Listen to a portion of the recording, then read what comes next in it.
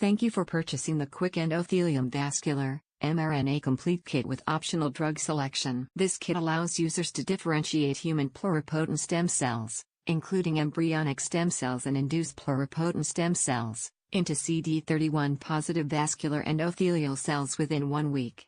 By using optional drug selection, the kit can derive vascular endothelial cells from human pluripotent stem cells with close to 100% purity.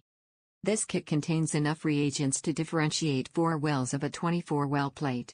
If you are unfamiliar with our kits, we recommend differentiating 4 wells at a time. Our protocol instructions are written for a 4-well experiment.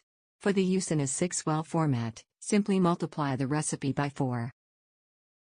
The recipe assumes that the undifferentiated human pluripotent stem cells are cultured in a 35 mm culture dish or 1 well of a 6-well plate. Taking 4x and or 10x images of cultures every morning and evening is a good way to monitor your experiment.